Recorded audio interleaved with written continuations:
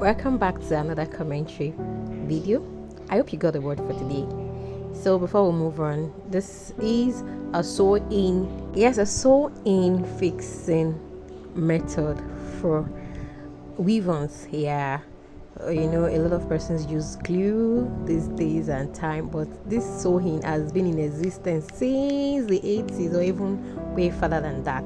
And here is just a simple sewing, and she practically combed her hair around the sewing, and the hair color, the ginger hair color, blended so well.